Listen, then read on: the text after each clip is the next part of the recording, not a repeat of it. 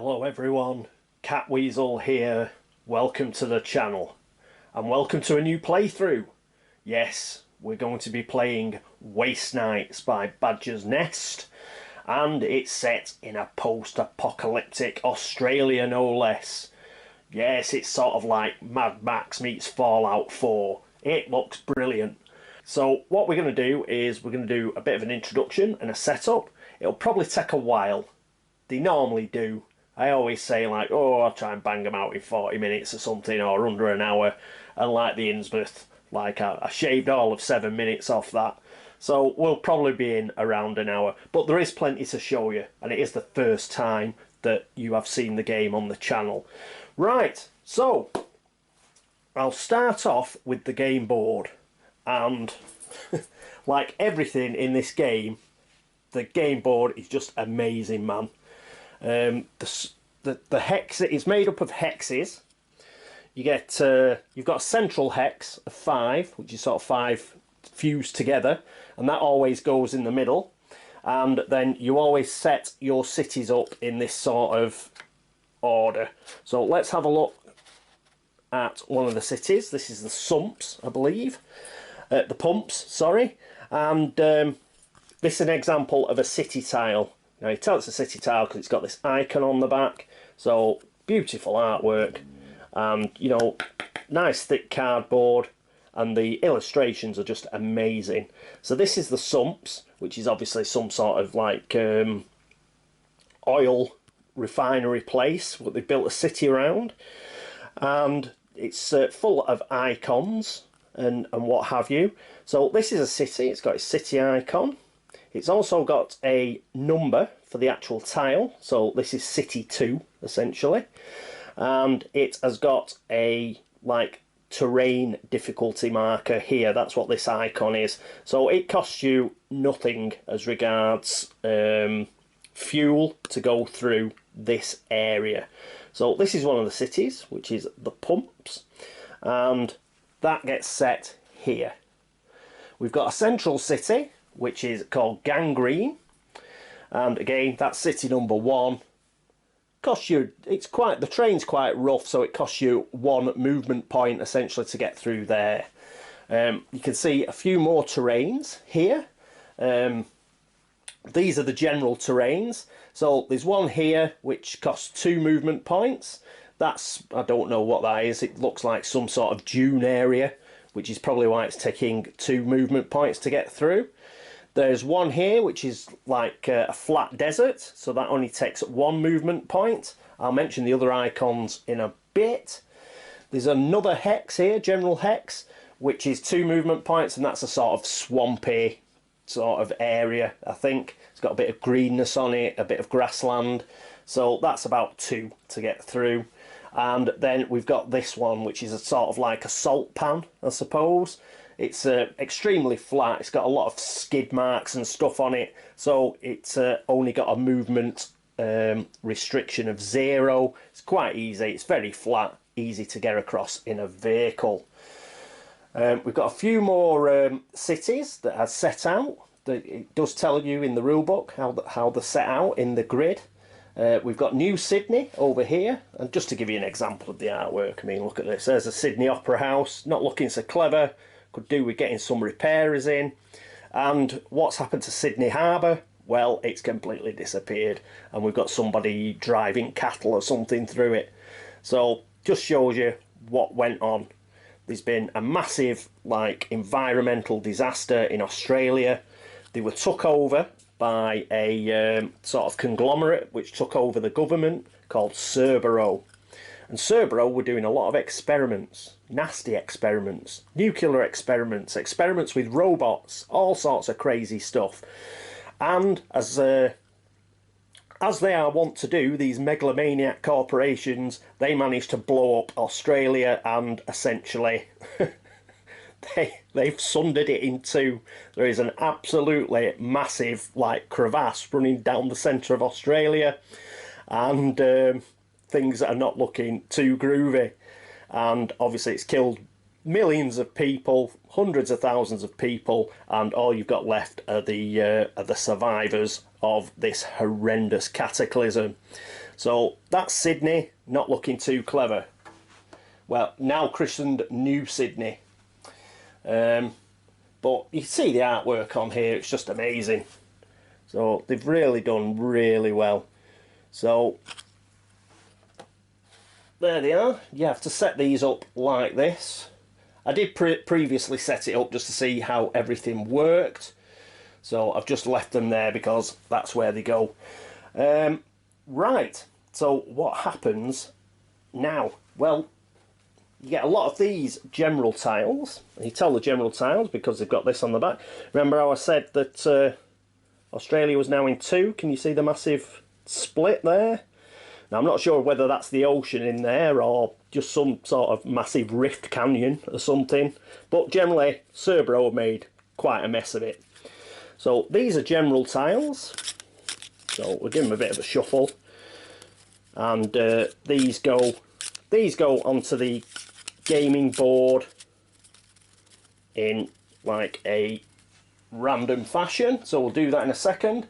We've got some other tiles, and these are special tiles. And these have got a big S on the back to show that they're special. And these are just various locations that aren't cities, but have got stuff going on. So again, so obviously mining operations that are going on. That's a mutant capital of the mutants. This is an old, like, obviously missile silo, so that looks pretty grim. A lot of radiation, but I'll go through these icons in a bit. There's Cerberus headquarters, as you can see, a few robots knocking around. So it's a bit grim. So these are special tiles where you can have special encounters. Yeah, so these get placed, but unlike the cities, they get placed in special tile areas, but which special tile goes on that area is completely random. So we'll give those a bit of a shuffle. Like that. And there is one extra tile. There are 36 tiles that you're actually going to lay out, but there is one special tile, which is this one. And it's like a sort of mission tile. So it is like a desert tile on one side, but it does have the Australian flag on the other. And this is a sort of special mission tile. From what I can see in the missions booklet, there isn't actually a mission for this yet. There might be, I might have missed it, but it's just used as a mission tile, so you'd sort of put it in there and then flick it over when somebody got there, I suppose. But as it stands, it's just a bit of a spare. Right, what I'll do now is I'll just lay these tiles that I've just shuffled, and then we'll come back and we'll see the board all laid out. And here, I thought we'd just pop back here just to show you that these are all the special tiles have all been laid out in where they've got to go, obviously randomly. So they're all set out, and what we'll do now is I'll just show you, we'll fill up with these tiles. We'll start at the top on the inside. So there we go, pop that in there. Just what I want to show you is how well this fits. This just fits amazing. You know, they've done an excellent job. It just all slots in. Obviously, watch me, I'll have a load of trouble now. But all these little empty spaces, you just put the hexes in and they fit excellently. All we're getting at the moment is desert hexes as we fill round the centre. Oh, here we go, here's a salt pan hex. Pop that in there. As you can see, they generally fit really, really well, which I was pretty surprised by, I must admit. I thought they'd be, you know, I thought it'd be a pretty loose fit or too tight, but they generally fit in like an absolute dream. Alright, so here we go. Looks like I managed to shuffle off. Oh, yeah, we finally got some swampy terrain. Right, that's the second lot done, and now we'll just do round the outside. There we go. As you can see, look at it, just goes in like an absolute dream, man. It's just amazing. It's really, really clever. And of course you can change it round. Even though I followed exactly what they've said in the booklet for placing the cities and everything, apart from that central bit, you can pretty much place the cities where you want. So that's, and you'll probably get new hexes, you know, if they do expansions. I believe they are doing expansions. Mentions that several times in the rule book. So, you know, you'll probably get new hex tiles. Oh, here we go. Oh, all the June areas going in. Right, so there we are. Look at that. Just amazing.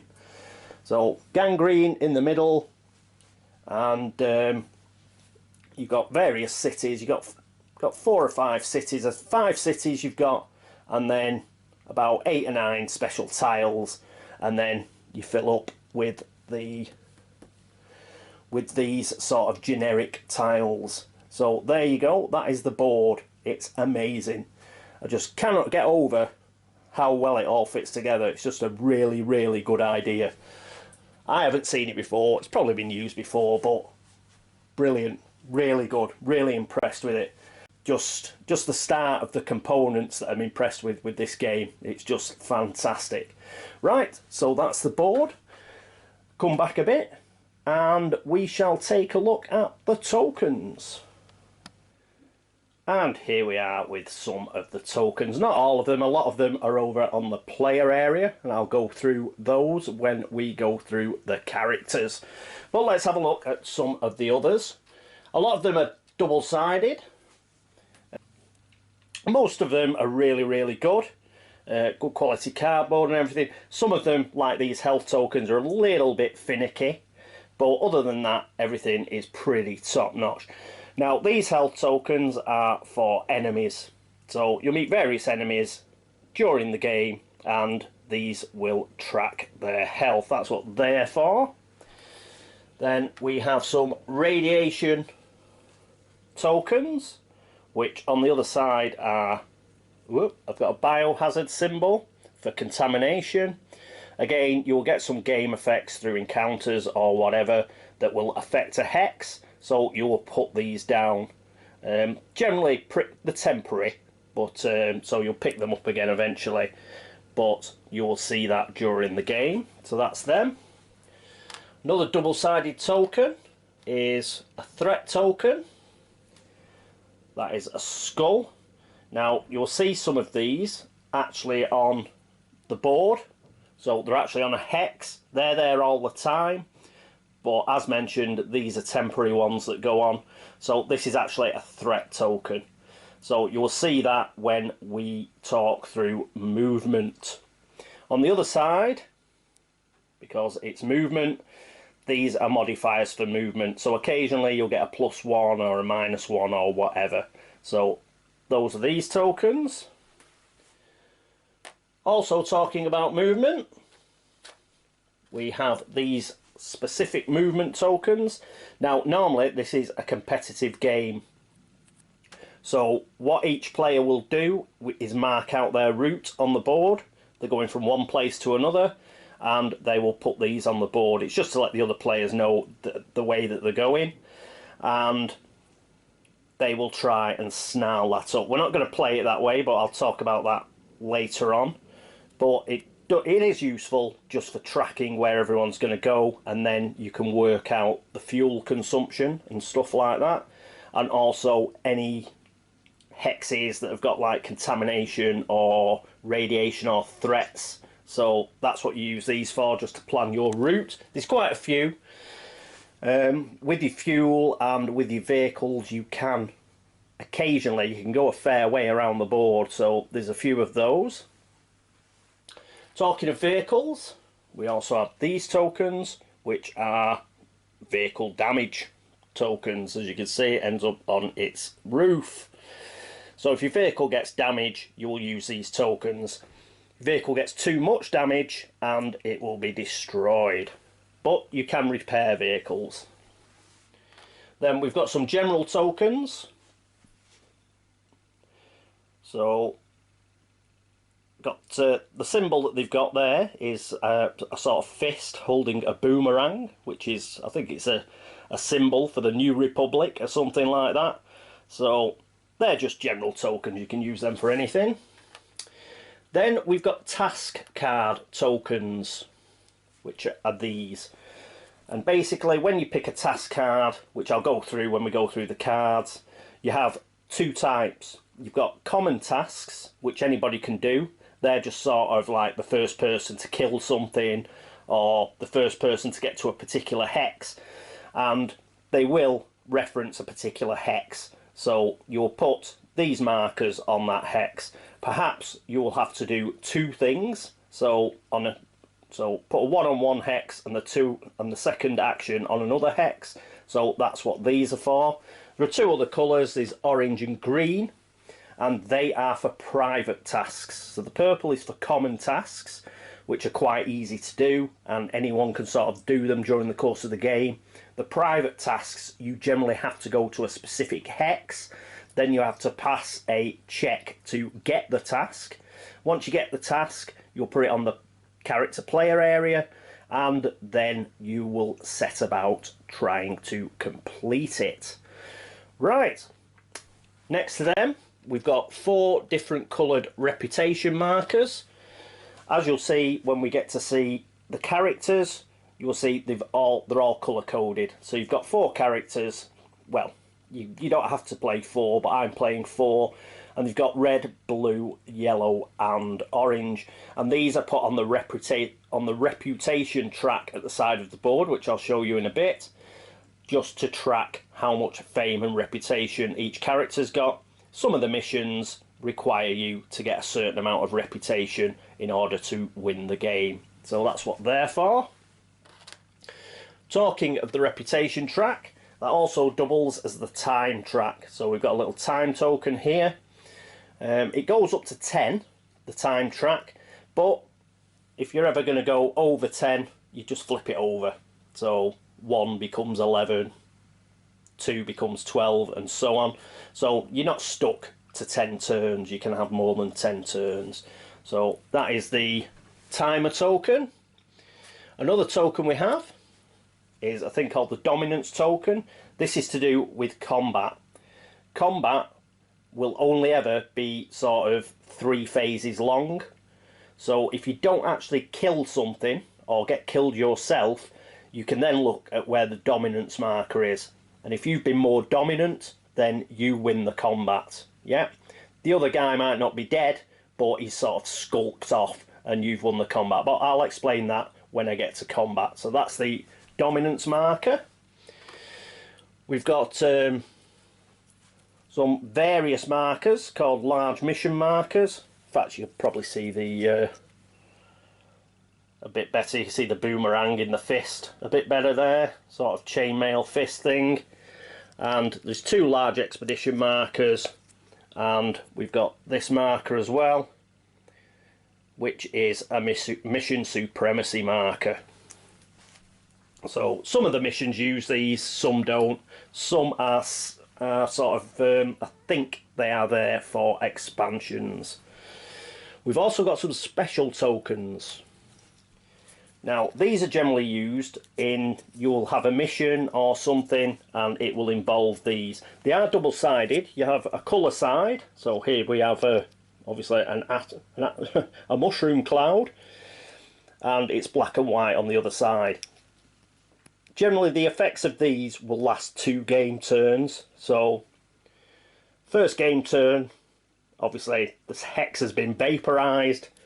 The next game turn is it's still pretty nasty, and then you'll take it away. It'll remain pretty nasty because everything's pretty nasty in New Australia, but you will be able to go in and explore once the once it's calmed down a bit. Obviously after it's just been vaporized, you cannot go in and explore, for example. So it would essentially, they just shut hexes for a set period of time. This is a reboot one, so that's probably some sort of computer mission, and we've got a drugs one for some sort of drug mission. So there we go, that's them. We've got some modifier tokens, and these are generally to do with dice. So you can have a plus die or a minus die, that's just to keep track of those. And then we've got some small mission markers. These are like 1 to 6, and you can just place these on the board just to say, right, there is a mission here on this particular hex. And we've got another one here. This is called a range marker, and you've got 3 ranges. You've got short, medium and long, and you'll move this during combat. Again, I'll go through that in a bit more detail in combat. Right, what I'll do now is I'll just get back to the board and I will place some of these tokens so you can see where they are. Here we have the timer tracker. So you can tell that it's got the little tracker graphic down here. And what you'll do is you'll place it on turn 1 to start with, so that goes there. And it also doubles as the reputation track. So we'll get all these tiny fiddly markers, the colour coded ones, and we start on 0, so we'll just put it on that star symbol. So they're just all on there, ready to be moved along the track. Now if you have a look here, there is some room here for task cards, and remember the purple, the yellow and the green, well that's where they go. So we'll just put them there for the time being, and we shall use those when we look at the task cards, but for the time being we shall just pop them there. So that's where those tokens go. Let's go to the other side and look at the dominance track. And here we are at the dominance track. So what we do is we take that dominance marker and we just put it there. There's a blue side and there's a red side. Again, when I get to combat I'll explain that, but obviously if you're playing the red combat and you get to move your dominance marker up there, then you've got more chance of winning. Similarly, the blue player manages to get it down here, they've got more chance of winning. So that is the dominance marker. And what I'll do is, normally just down here on the board is where you have the ranged cards, but I'm going to put them at the side here because it'll just make it easier for me. So just have a quick look at these cards. So this is medium range. I'll explain this a bit later. But guns 7, obviously if you've got a blade or a melee weapon you can't use it at medium range, so only guns will work at medium range, and you have to roll a 7 or better to get a hit. And this is just that's medium range, so it's saying that medium range is better than long range, is better than short range, is better than long range. And if somebody's at medium range using a long range weapon, they will lose a die. So that's what these means. It's just sort of an initiative thing. Medium range, then short range, then long range, and you will lose a die. So let's put that here. We'll just pop that there. And generally you always start at medium range. So we'll put that marker on there and we'll move it as you change range, because sometimes you can play cards that will mean you change range. But it will start at medium. Then we've got short range, and as you can see on short range you only have to roll a 5, and you can use blades as well. But a gun is better than a blade. Although if you're using a blade you will get +1 damage, which is what that means. So that's short range, we'll just put that there. And of course, if you've got short range, we've got long range as well. So a bit more difficult, you've got to roll a 9 or better because you're further away. But long range is better than medium range. If you're using a medium range weapon, then you will lose a die. So some medium range weapons can shoot long range, but they're obviously not as accurate, and that's what that's trying to show. So we'll put that up there. Cool. So that's the setup for a few of the tokens. What we'll do now is we'll have a look at some of the cards. And here we are looking at the top of the board. Now you'll see there are like coloured graphics at the top. Now all these are where your offer is. So you've got equipment and you will have an offer. There are four types of equipment. There's green equipment, which is sort of like, you know, your basic stuff. You've got yellow, which is slightly better equipment, and then you've got red, which is the most expensive equipment. You also have blue equipment, and that is like your epic stuff, you know, the really, really good stuff. But you generally won't be able to buy that from the offer. You'll get that through encounters and stuff. So what I'll do is just let's have a look at the cards. Now, like everything in this game, the artwork's amazing. These are the green equipment cards. So even if you're colourblind, it's just got one stripe. Yeah, but green card with a sort of backpack on it. And this is the sort of stuff you get like Fire Axe and what else, and Rad Out and that sort of thing. So you just get a lot of your basic stuff. Yep. So what we'll do is we'll give these a quick shuffle. We've already took some cards out of here, but you'll see that when we go and see the players.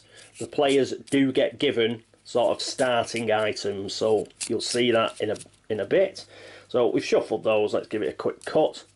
So you go to the board and you look at the areas like green, green, green, green. That's yellow, yellow, yellow, yellow, red and red. I will explain the colours here just after I place them. So first of all, there's a lucky charm. Then there's extra bullets there. There's a medi shot there. Ooh, a crossbow. Crossbow there. And now that is a yellow card. So I'll put these green ones back. So even though there is a green icon there, it's a yellow card. And if you have a look, this is why I'm not putting the cards over the top and tucking them underneath. I don't know if you can see it, but there's actually a graphic there which is the pumps. So you can't quite see it, but let's just flick out the hex. This is the pumps. So you have to go to the pumps to get this particular item that we're going to put in there. Let's have a look at the yellow items. Again, you've got two stripes, the yellow. And you get things like smokes or assault rifle or Tasmanian Hellraisers. I love it. Combat battery, vest, all the slightly better stuff. So we'll give this a quick shuffle. And a cut. And this is what is going to be available. Oh, pop it under there. Right. Armour piercing rounds are available at the pumps. What this green symbol means is when you're trading for it, you can trade for it with green. Yeah, so essentially it's cheap. Armour piercing rounds at the pumps only cost a green. They do not cost a yellow. So that is a bargain. So AP rounds are the bargain that's going on at the pumps. Let's put the rest in. So this spot, it's a scope, mind's eye, smokes, and then that is it for the yellow cards. But again, bargain at the pumps, armour piercing rounds. You see, this is red. This is not a bargain. This is smokes are very expensive here. So that's what that means. You're paying over the odds for a yellow item here. You've got to pay red to get yellow. Next up, we've got the reds. Again, these are the most the most expensive, I suppose. You can't really buy blue. You get them through completing tasks and stuff. So these are all your best weapons and stuff like that. So useful stuff. So give those a bit of a shuffle. The players only start with green items, but you'll see that in a moment. So do that, and so the first one is some sort of camouflage belt or something. And the next one is a military bow. So again, this is cheap. It's yellow for a red item. But again, there's Sydney Opera House. You have to go to New Sydney to trade for that. Yeah. So that is the offer. So we've got quite a few green items, a few yellow items and some red items.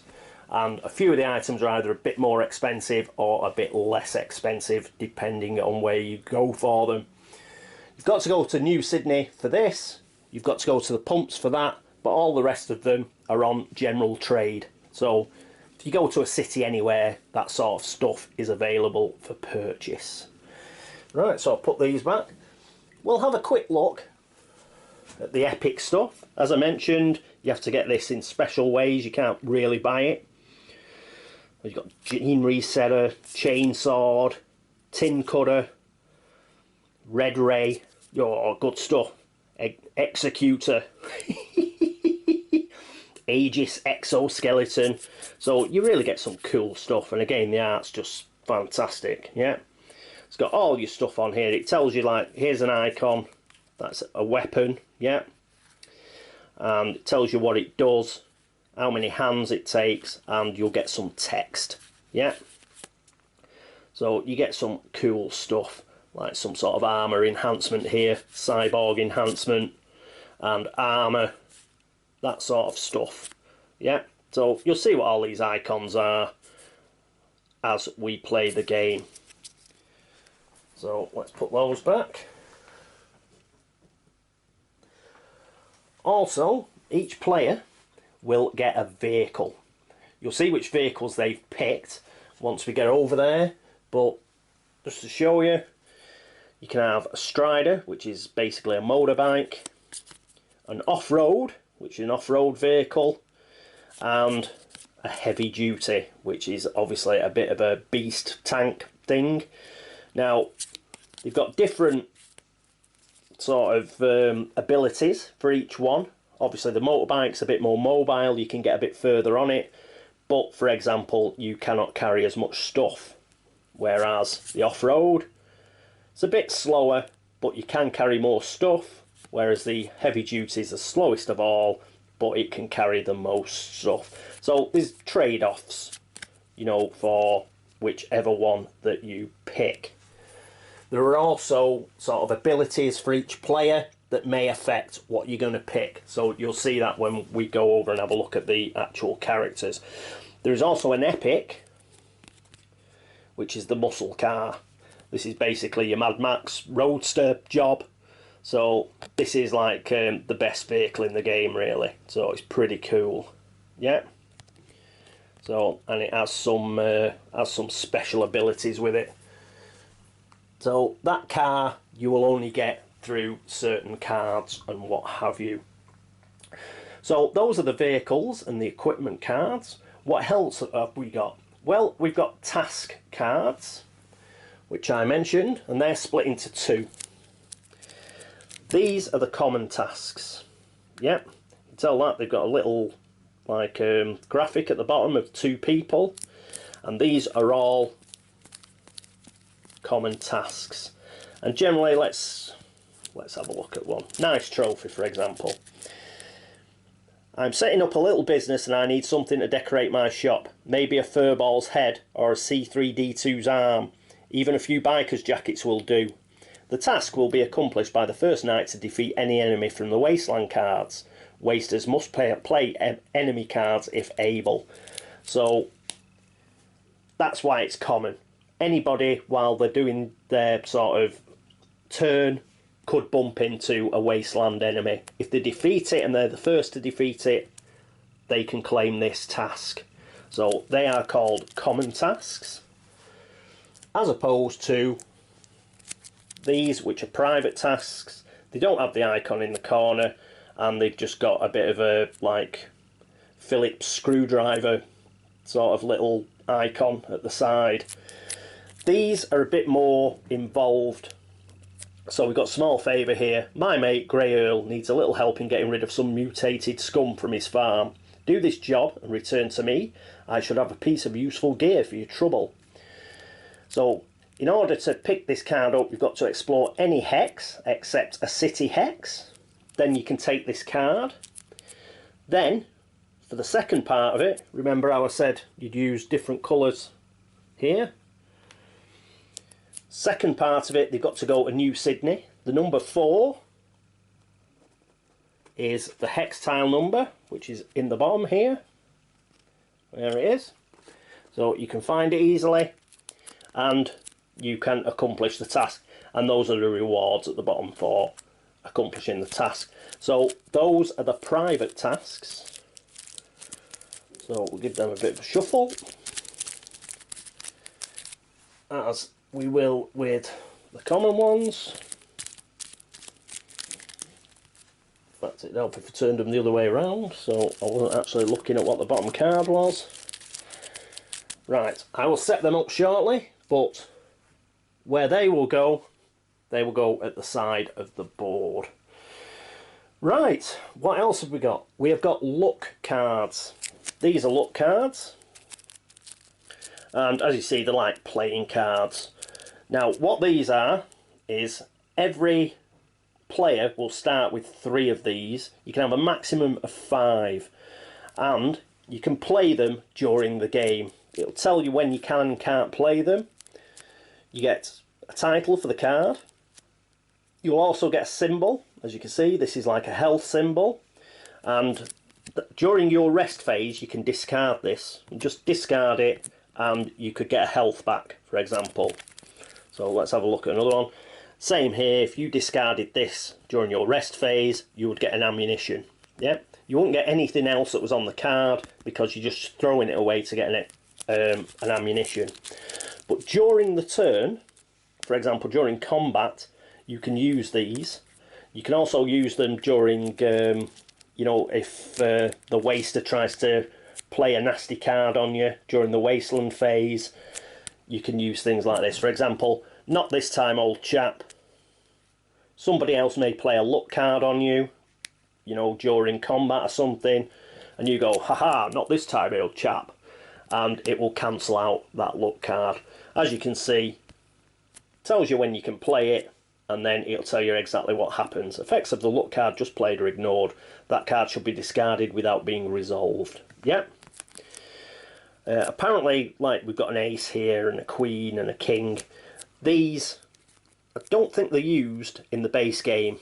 I think there is a plan during the expansions to use these. Obviously the rank, the ace, then the king, then the queen. It's just a ranking thing. I don't think it's actually used in the base game. Yeah, so there's all sorts of these. We will start with 3 each, and a person can have a maximum hand of 5, and you will play those during the game. So put those back. Then we have these cards, which are the Wasteland cards. Quite a thick deck, and again, all the lovely artwork on them, and it's just various things that you will meet in your travels. They all have little icons on. I'll explain those as we pull the card rather than go through every single one. But obviously you've got some sort of medical zombies things here that have obviously been experimented on, and these count as a enemy. So you'll get combat information here. Again, we'll go through that when we do combat. So your attack checks suffer like -2 die. Yeah, so you'd lose 2 die attacking these guys, and you can fight them.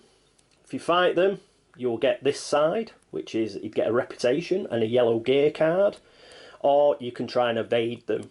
So you do a check on your medicine score. Again, if you do that, you successfully evade them and get away. But I'll explain all that in combat. So you get all sorts of different things, like there's a cattle drive here. That's just getting in your way, yeah? And the waster will play these in order to stop you getting where you want to get to. As you can see, there's loads and loads of different stuff. Loads of things that you can bump into out in the wastelands.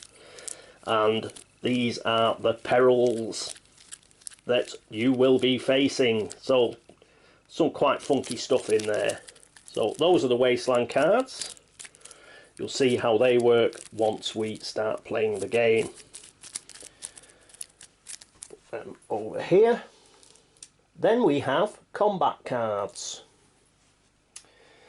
So we've already seen the long, medium and short range, and we get two decks. We get a red deck and we get the blue deck. Yeah, blue deck's got a cross on, red deck's got two diagonal stripes. They're exactly the same. Yeah, so let's just have a look at the blue one. You've got a change range. So say you've only got a melee weapon, you obviously want to go from medium to short range, so you'd play this card. There's a prepare card, there's multi-attack. If you've got something like a machine gun or something, you can use this. There's just a general attack, and there's a defend. When you're in combat, you will make a decision about which one you are going to use during the combat. They're exactly the same, except one's a red deck and one's a blue deck. And you will see those in combat. I'll go through that in a bit greater detail later, but we'll put those at this side of the board where the long and the short range are, so that can be our little combat space for when we start combating. Right, that is all the cards. So I think, and they're all set out, I've set them all out. I'll just pull back so you can see the setup before we start. And here we are. So we've got the luck cards down here, we've got the wasteland cards there, we've got the common tasks and the private tasks, got long, medium and short range, and we've got the blue deck, which is on the blue side of the dominance track, and we've got the red deck that is on the red side. And we've got our tokens up there. We've got the gear offer along the top, and then we've got our gear decks at the top there. So that's just the general setup. Right, something else that you get, which is very useful, is you get a sort of cheat sheet and a nice piece of card. Again, great artwork, and it just gives you details on each of the cities, for example. So you've got Gangraen, the Pumps, Queen's Valley, New Sydney and Alice Offsprings. So those are the 4 cities, and it just tells you what you can do when you get there during the explore phase. So there are various things you can do. For example, that symbol there is a trade symbol. So just reminding you that there is that, I think it was AP rounds, armour piercing rounds, that's available from the stalls. But you can buy anything from the stalls once you're in a city. The only thing you won't be able to buy at the Pumps is obviously the New Sydney card, which is the military bow. But that's what that means. And there are other things you can do. For example, this means you can get medical attention, you can get, you can repair or refresh your ammunition for 1 green card. So if you pay 1 green card, you will go back to full health and full ammo. So pretty cool. Right, it's got all the icons listed here if you need to check, which I'll probably be doing several times during the game, and just general use icons and stuff like that. Yep. So again, you get hex and action icons. We've seen all these icons like on the cards, but for example here, when we were looking at the wasteland cards there, enemy beast, enemy gang, enemy cult, enemy machine, enemy mutant, event general, event nature, all that sort of stuff. So I'll probably be checking this quite a lot as it is my first game. On the other side, we have all the special hexes. So Cerberus Biolabs, for example, the Red Tomb, that looks like the missile silo that I pointed out, Cerberus Pharmaceuticals, an old refinery, Warriter Industries, all those are all on there. So how many was there? 1, 2, 3, 4, 5, 6, 7. So these 10, there were 10 special cards. 10 special cards and 5 cities. So that is a really useful player aid. So I'll put that over there because I shall doubtless be looking at it many times. Right, so that's pretty much the board and the cards. Let's pop across to the player area and have a look at our players. And here we are at the player area of our first player. So let's have a quick look at him. I've just picked these as the ones that look cool. So I've just picked 4. I've no idea whether they'd be any good as a team or not. So just have to bear with me. But let's have a look at some of this fantastic artwork. Now, our first player is Michael Payne, the Urban Samurai. I'm not interested in being a common survivor. And here you've got a picture of him.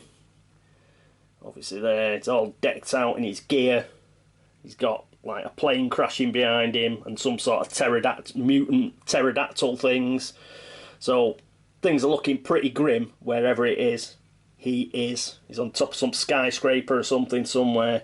So how cool does he look? He's just fantastic. That's why I picked him. Now, you'll notice that some of the names, they're a sort of riff on Australian actors. So that they've used. If you know me, you know I'm into the old immersion thing. So what I've done is I've actually renamed them. Just imagine that this is their given name, but during their course of their adventuring career, they've got some nicknames, and that's what I'm going to use. So let's flick this over and see who he is. So I'm calling him Slicer Takeda. So he's the Urban Samurai. So I'm just going to call him that because I think that's cool. So here he is. You get a big close-up of him, and then what you'll see is his hands. So you'll be putting weapons there. As it stands, these ones that are printed on the card are what he starts with. He will always have them. He cannot lose them. Yeah. So he's got a spitter, which is like a small submachine gun, which is good at short range. And this means he can roll 4 dice if he like multi-attacks. It says you must play the multi-attack combat card to attack with spitter. So it's not a one shot. As soon as you pull the trigger, a load of bullets are going to come out. Obviously that is one-handed. He can also use his machete. So he's got a machete and use that at melee range, short range again. So he's a bit of a short range specialist. Uses his machetes, but he will get +1 damage with his machete. On his body slot, he's got a junk protector, so that's sort of like the armour that he's wearing, and that will give him 1 armour. He's also got a ghillie suit, and this is like for escaping, so it's sort of like camouflage if you like. Use after failing an escape check to repeat this check, then mark this card. Cannot be used against, obviously, that sort of encounter. So limit 1 per night. Yep. So you can use it to sort of get away. You can use it for a re-roll. He's also got a lucky charm. Use before drawing luck cards to draw 1 additional card. Then mark lucky charm. Limit 1 per night. So whenever he's drawing a luck card, he can draw an additional one. Yeah. Everybody's got a backpack of 3. And you can put various stuff in your backpack and also on your vehicle, depending on the size of the vehicle. So let's have a look at his actual abilities. So 4 in blades, as you can imagine, is an urban samurai, so he can roll 4 dice for blade attacks. Guns 2, which is okay. Talk 4, so he's good at talking his way out of stuff. Survival, he'll roll 3 dice. Survival's used for stuff like exploring as well. Repair 1, so he's not very good at repairing his stuff, and he's not very medically minded either because he's only got a 1 in that. His special ability is when you play the change range or defend combat card, your opponent's attack checks additionally suffer -1 die. Your melee attacks with blades gain armor piercing, so that is pretty cool. That is very good for him because, as I said, he's a short range specialist. So because you always start at medium range, he would be, without that special ability, he'd be a bit of a disadvantage. So that sort of evened him up a bit. So that's his card. As he was the first to picked out, he's also the first player. So this is our first player marker. Now, you also get, every single player to start with gets a medi shot, which is a green gear card. So you can discard this at any time to heal 2 health. It's got a little medical icon at the top there, and obviously you can use this any time to heal 2 health. Now he's going to actually put that in here. What these are like your pockets. So these can be sort of like accessed immediately. They're on your person, they're actually easy to get to, so you don't have to mess around or use an action. These are on you. So I'll put the medi shot there. I'll do that with every single player probably. But I could, for example, use his rad out, and obviously this is to get rid of radiation sickness, so it can get rid of 2, exactly like the medi shot. See, it's medical, but this is for radiation. Now if he was to put that here over his lucky charm, that means he couldn't use his lucky charm because he's got rad out there. Yep. But no need to do that. We'll keep the rad out in his backpack here, and he's also got extra bullets should he require them. So again, discard this, you will get 2 ammunition back. So you start with that at the beginning of the game, but we'll keep that in his backpack. Now what you should do, according to the rules, is you should have these sort of face down. I'm not going to do that because I wouldn't be able to remember what I had. But the very fact I've got them stood up like that and not lay on my player area means that those are in the backpack. And what I'll do, if I get anything that goes into the vehicle, I will put that over here, so I know that's in the vehicle. We've got some more tokens. First of all, we've got like the standee. We don't have miniatures, we have these little cardboard standees, very like Arkham Horror. And because he's the red player, I'm not using the standees, the plastic stands that came with the game. I'm just using some coloured ones that I've got. So again, nothing wrong with the plastic stands that come with the game. This is just for video purposes, so we know who's who. So Slicer Takeda, he's our red player, so I'll put him in Gangraen. He's in there. Now we've got the health tokens. I'll just show you on this one player. Everybody gets 4 health to start with, and these are the player ones as opposed to those little green ones that you use for encounters. So 4 goes to 3, then you go to 2. As soon as you get to 2 health, you'll see the minus symbol. Obviously you're damaged, so you're not as good at fighting or doing tasks, so you will lose a die. You go down to 1 and you will lose 2 dies for tests. So that's how that works. Obviously they're all colour coded. He's the red player. If you ever go down to 0, you get knocked out, and there are special rules for that. Actually, I'll move this across here because I want to show you something else in a second. And same for ammunition. So 4, then 3, then 2, then 1. Put that there. And we've got something that you put together. Again, great little component.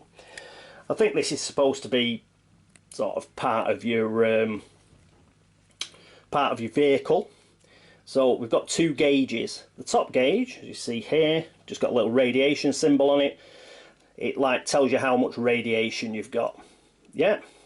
So you start going up. If you get to 4, you get knocked out.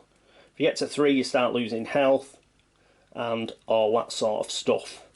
So you've got to keep a track on that.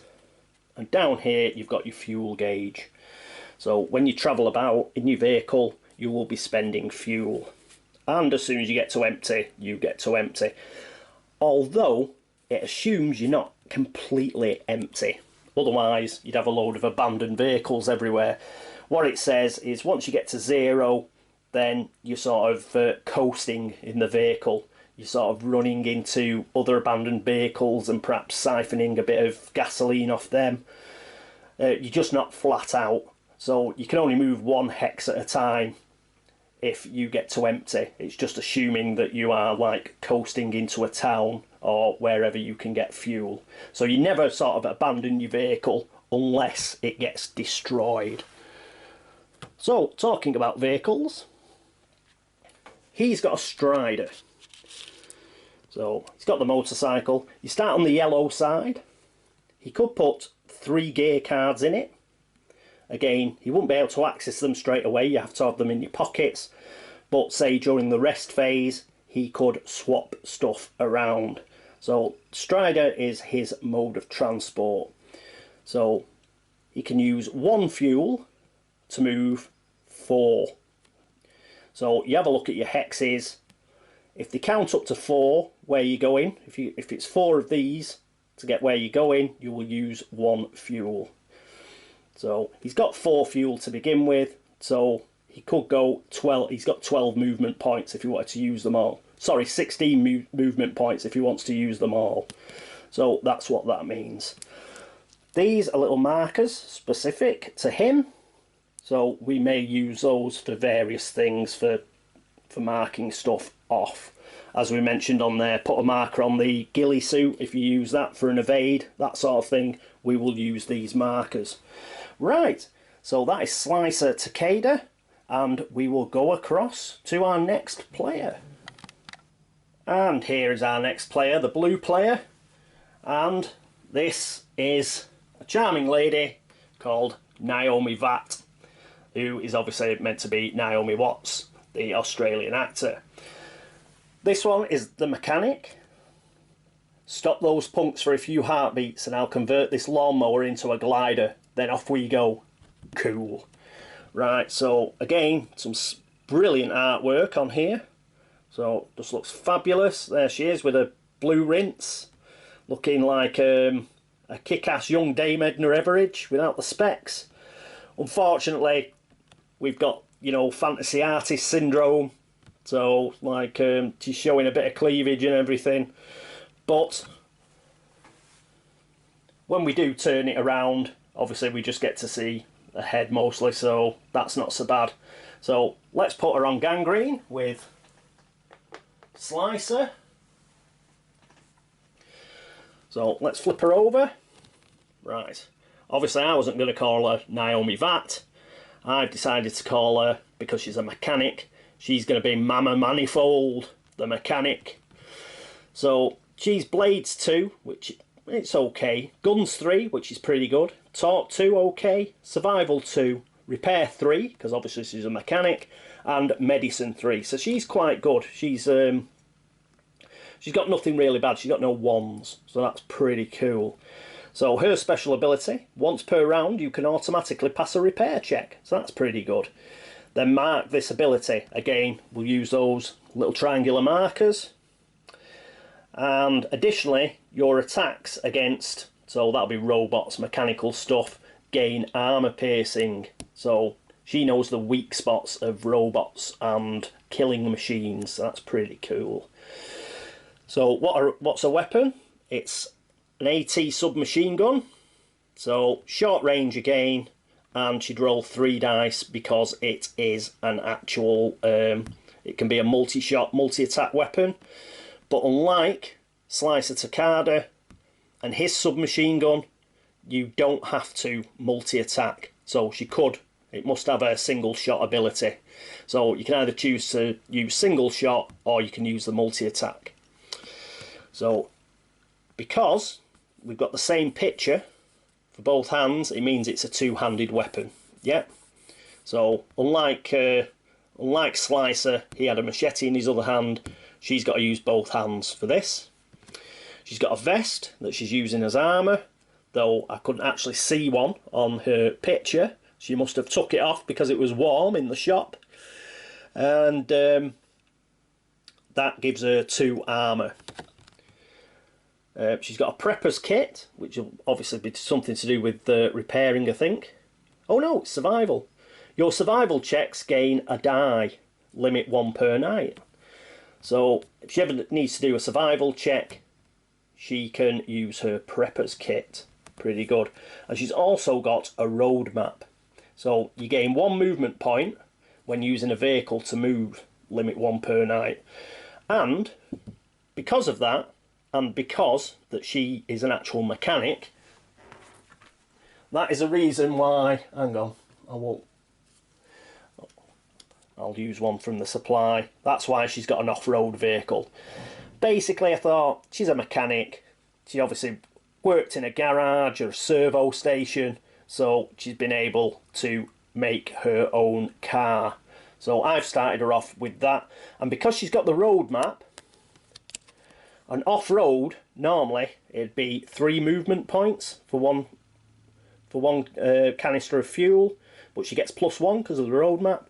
So it's just as good as a strider, really. If she did have a strider, she'd be able to move 5, but I thought, no, let's have her moving 4, and she can have a slightly bigger vehicle. So obviously we can see different types of vehicle. So that is Mama Manifold. As mentioned, I've already gone through the other stuff. It's exactly the same as it was for Slicer. So we'll put that there. She's going to put a medi-shot in a pocket, but the rest I'm going to leave open. Her extra bullets and her rad out are going to be in the backpack. I'm not sure if I mentioned your backpack can have 3 items in it, so she could have another item in there in her backpack. Anything more than that, she'd have to start putting them in her off-road vehicle. Righto, so that's Mama Manifold, our blue player. Let's move on to our yellow player. And here's our yellow player. Again, it's another lady. And it's called Kate Blanksheet. Obviously Kate Blanchett. The Stalker. Even I never venture into some places. For starters, Mailburn. So she's here in some sort of swamp. And a nasty looking, horrible place it looks. And there she is. She's plucked herself a little water hyacinth, and she's got some sort of automatic weapon, and basically she's looking mean. Right, so let's flip her over. Right, I'm not calling her Kate Blanksheet. I've decided to call her Triple Jinx. So there she is. She's the Stalker. She's got Blades 2, Guns 3, Talk 2, Survival 3, Repair 3 and Medicine 2. So again, she's pretty well rounded. She's got no wands or anything in any of her abilities. Her special ability, you ignore the effects of, that looks like of wasteland cards. So there's probably a wasteland card that involves like rough terrain or something. I'd have to check that. So won't be a second. In fact, what it is, it's a nature event. Yep. So if there's a nature event on a wasteland card, she can ignore it. When she does exploration checks, she gains 3 die. So that's pretty cool. Right. So she's got a PA shotgun, which is probably a pump action shotgun. So she can use that at medium range and short range. And at short range, you get +1 damage. It's 2-handed. She's got a junk protector for her armour, which gives her 1 armour. She's got a ghillie suit as well. Again, helps her evade. After failing an escape check, she'll get a re-roll. Then we mark the card. And it cannot be used against. Let's check that. Again. Told you I'd be doing a lot of this. Oh, a general event. So, it cannot be used against a general event. And she too has got a road map. So she'll gain 1 movement point when using a vehicle to move. Pretty good. Sometimes you don't use your sort of vehicle. They call it walking, but it isn't walking. I think I explained it briefly before. You're just sort of conserving the fuel in your vehicle. If you're doing that, you don't get the +1. And again, got a backpack of 3 like everybody else. Right, so put that there. And the medi shot, as we've done with everybody, put that there. She has actually got a strider. And the reason for that is because she's a stalker. So I thought if she's going around stalking people and, you know, sort of hunting them down. I should have done that better, shouldn't I? Not stalking people. She's hunting them. She's hunting them down. So I think she'd use, you know, a lightweight vehicle. And she'd want to be able to move around pretty well. So I gave her the strider, the motorbike. So pretty cool. Right, so that is triple Jinx. Let's get on to our final player.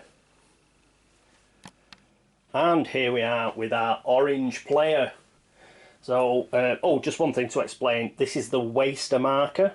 So, as Slicer is the first player, then normally whoever was playing this guy would be the waster and would be controlling the enemies and stuff.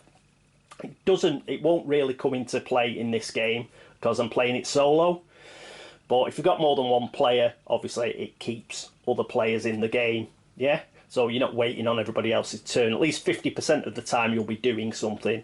You will either be a player yourself or you will be operating the enemies. So that's what that token is. It's the waster token.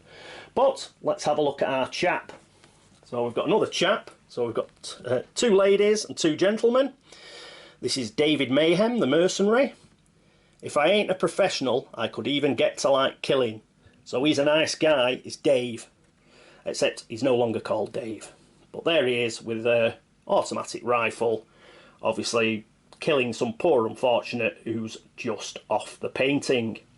But again, just amazing artwork, look at that. He's just there raining death, isn't he? He looks cool. So there you go. An Aboriginal Australian, which is good to see. So they've got an Aboriginal character in, so brilliant.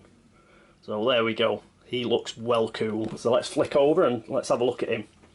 So there he is, nice close-up. Crocodile Dundee hat and everything. Right, and this is what I've called him. I've called him Zuma Jimbo. Apparently Jimbo is a Aboriginal boy's first name, so I got that one out. I just thought Zuma sounded cool at the beginning. If that...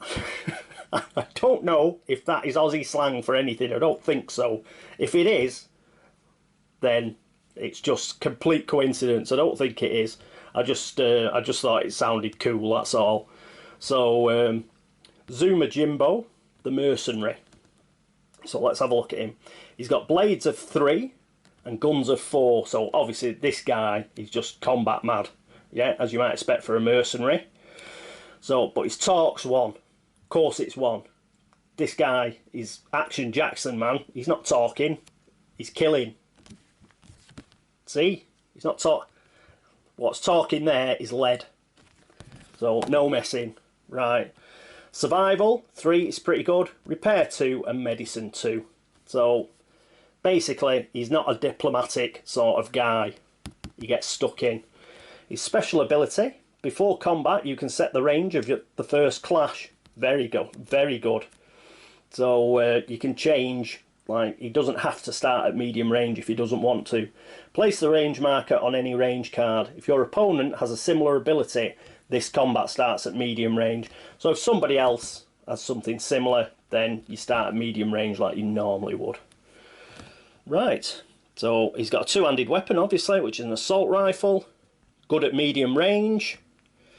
Again, you can have your multi-attack, but it can also be set so it'll do a single shot, and it's got armour piercing of 1. So not a bad weapon to kick off with. He's got a junk protector, which gives him 1 armour. He's also got his Dundee hat. Yay! Your torque checks gain +1 die. That's useful, because remember his torque was at 1, so he will actually get 2 dice, as long as he keeps his Dundee hat on. So pretty cool, and a bit of a nod to the movie there, I think. Just to make him a bit of a talker if he's wearing his Paul Hogan hat. He too has got a road map, so again he gets an extra movement point in his vehicle, and backpack of 3. So put that there. Oh, we forgot to move Triple Jinx into Gangraen. We'll do that now, and we'll do the same for Zuma Jimbo. He's going in there as well. Same sort of stuff, obviously, same markers to be used. He's going to put his Medi-Shot in his backpack, and the other 2, the Rad Out and the extra bullets, are going to stay in his backpack. Now, we've got one more thing to do for all these guys, so I'll zoom out and then we shall do the luck cards that they start with. So here we are, we've zoomed out a bit. Here's the luck deck, so we'll give it a quick shuffle. And everybody will get 3 of these each to start the game with. Again, these are used in combat and encounters and stuff. Alright, so there we go. Give him a cut. So the first 3 are for Slicer. He gets die already. So this is a health one. Before the attack check, your attack gains 1 damage. It gains 2 damage instead when attacking with melee blades. So he's got his machete, he's a samurai, so that's a good card for him. We'll put that there.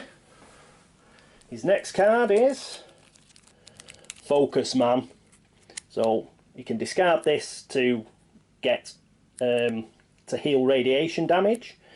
So after any die roll, you can re-roll all dice. You must accept the new dice results. I imagine, say you roll 4 and you only get 1 success and you need 2 successes, then you roll everything again. You don't get to keep your success. You're just saying, right, I'm going to roll all the dice. And then if you get no successes whatsoever, it's tough, you're stuck with it. But still pretty good. That there. And his final card to start is Piece of Cake, another radiation one. Before any skill check, your skill check is automatically passed. This card cannot be played to pass a combat check, but any other sort of check you can pass it with this, so that's pretty good. Right, let's see what Mama Manifold gets. All Night on the Road. So this is a discard to get fuel before moving. During this move step, you gain +3 movement when using a vehicle to move. If you move differently, move 1 additional hex. Cool. Right, very good. So, put that there. The next card is Faster Faster. Health card. Before opponent's attack check, during this clash, so this is like a combat one, your opponent's attack checks suffer 2, so get 2 less dice. So that's a good one. That's a good one for combat. That there. And the final one is Chop Chop. Again, another fuel card. Before moving, during this move step, you can perform 1 special action from a hex through which you will move. Because normally you have to stop on the hex to do a special action, I believe. If this hex requires an exploration check, you must pass this check. This is not considered a normal exploration. Right.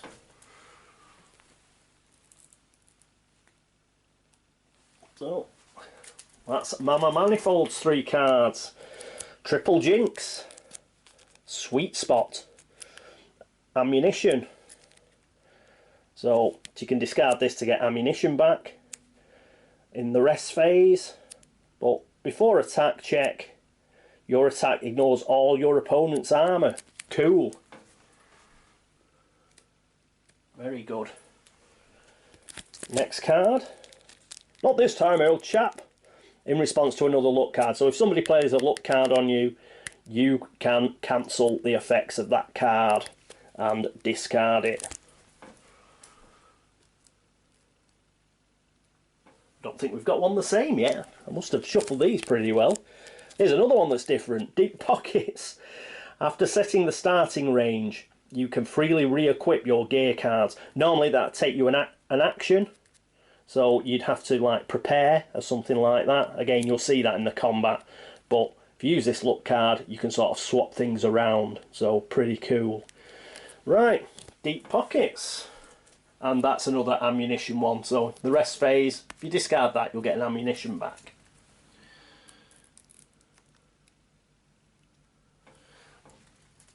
Right, so Zuma Jimbo, hard as a rock. Well, this is the card for him. A radiation card. Before opponent's attack check, during this clash you gain 2 armour. Cool. Makes him a bit tougher to kill. And he gets the chop chop as well. So again, that's can perform one action on a hex through what that he's moving through. And his last card is another hard as a rock card. Cool, so there we go. And we'll put these back next to the board. As mentioned, you can have up to 5 of these cards. So, but you only start with 3. Righty ho. So that is all our chaps and chapesses set up. So we'll just go back to the board and we'll do another few bits and pieces and then we shall wrap it up, I think. Okie doke. And here we are back at the board. Right, so we've got all our standees in place. Again, all colour coded: red, blue, yellow and orange. Last thing we've got to do though, you remember the task cards? Well, we've got to put those out. I'll move the wasteland cards and the luck cards. And first of all, just check these are the common ones. Yeah, these are the common ones. They've got the icon down there. So another quick shuffle. And a cut. And our first common item, common task, sorry, is Vivisection. Our local quack is a real mutant lover. He loves those beasts so much that he longs to look inside every one of them. I heard he pays damn well for this innocent pleasure.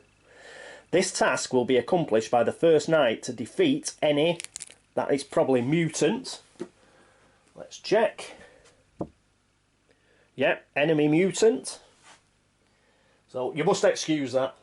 There are quite a lot of icons. I will be referencing the reference card rather a lot. First knight to defeat any mutant enemy from wasteland cards. Wasters, obviously that's just going to be me all the time, must play a mutant enemy card if they are able. If you manage to do that, then you can claim this card and you'll get 2 reputation plus a red card. So a red gear card, so pretty good. Rightio. So you don't have to go anywhere special. Just while you're doing an encounter during the wasteland phase, if you happen to kill a mutant first, then you can take this card. So we shall put that there. Again, we don't have to put one of these markers on the board because it's anywhere. There's no specific hex that was mentioned, so we'll just keep those purple markers over there. Right, so next we have the private ones. Yeah, so we've got to draw 2 of these. If we only had 3 players, we'd only draw 1, and we wouldn't use all 3 cards. We just use 1 private task card, but we've got 4 players, so we're going to draw both. So first of all, the orange private task.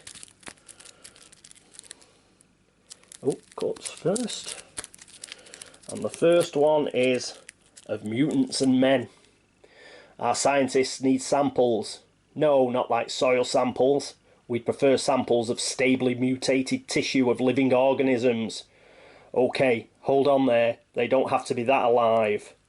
So explore Carcassville, which is hex 15. So I'll just show you that. Here it is. So that's hex 15, and Carcassville is sort of like the capital of the mutants. So because we've got to explore that hex, we'll take this little number 1 marker and we'll put it on there. So now we know that this relates to a private task. Once you've explored Carcassville, then you've got to explore the red tomb, which is hex number 7. And the red tomb's up here, so you can flick it out. Obviously that is the missile silo place.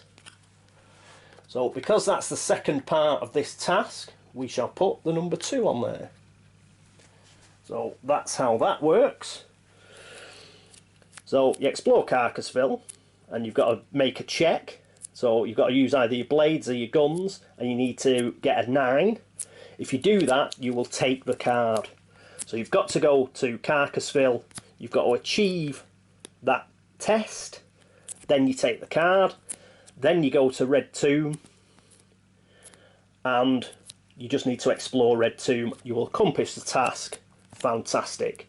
And you'll get the Gene Resetter Gear card. That is an epic card. It was one of the epic cards I showed you. Plus you will get 2 reputation.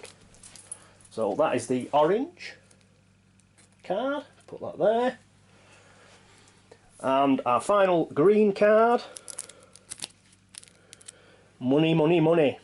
Steel traders have already lost 3 caravans on this route. Unless someone quickly fulfills their contracts, they will lose face and a heap of expensive gear.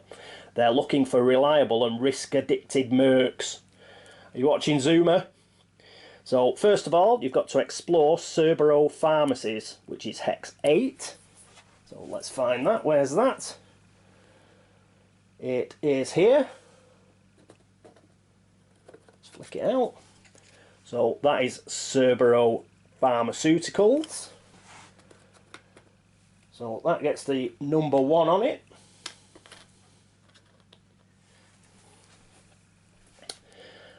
And you have to do a talk test. You've got to score a 9 or better, and then you can actually take the card. Once you take the card, you can explore Queen's Valley, which is City 3, I think. Oh, it's right next door. Oh no, it isn't. It's right. It's right next door to Carcassville. So that's Queen's Valley, and that will get the number 2 on it. But it's not too far away, it's only a couple of hexes. And you explore Queen's Valley, you accomplish this task, you will get 2 reputation and 2 yellow gear cards. So let's put that there. So there you go. That are the common tasks and the 2 private tasks. A common task is always refilled pretty much straight away. It's the nature of the beast. When you gain a common task, you've normally just completed it. For example, that vivisection one. You kill a mutant, you've completed it. So as soon as you complete it, you'll put another common task there. The others are a bit odd. Somebody has got to gain it first, and while they have it, you do not replace it. So even though it might be empty over there because it's on somebody's like player tray, you do not replace it. You only replace it when it has been achieved. Now, you might think, oh, well, somebody could keep them for the whole game and we'd never get any more tasks. Well, they've thought of that, and that's one of the reasons that you use these tokens. Every task, common and private, at the end of each round, will get one of these tokens on it. Even if you're halfway through completing it, it'll get a token on it. If you get 3 of these tokens on a card before it's completed, then that's tough. You've run out of time, it'll get took off your player tray, or it'll get took off the side here, and it will be replaced with another one. So, common tasks, as soon as they're done, they're replaced, or if it's not done in 3 turns, it'll be replaced. Private tasks, they don't get replaced until either you run out of time with 3 of these on it, or somebody completes the task. So, that's the difference between common and private tasks. Woo! Right. That is pretty much it. I haven't really gone through combat. I'll go through that. It'd just be easier to do that when we actually get to some combat. And we will get to some combat. We won't be fighting each other, but I'll explain that at the start of the next start of turn 1. I'm going to play it slightly differently because I'm playing it solo.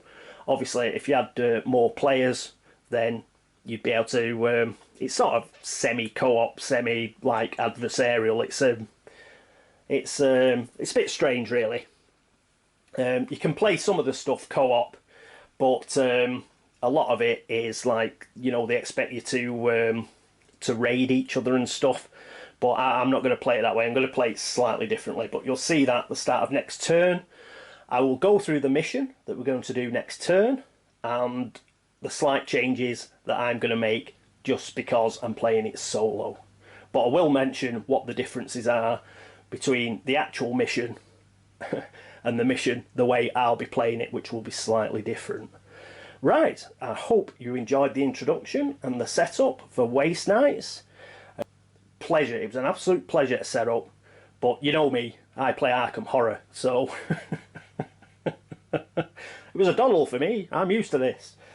It does look long to set up, but it's only because it's the first time and I'm taking you through it. In fact, it's a lot quicker. You could breeze through. It's not like Arkham Horror that could take about an hour to set up. If you know what you're doing, you could breeze through this in about 10-15 minutes and get it all set up.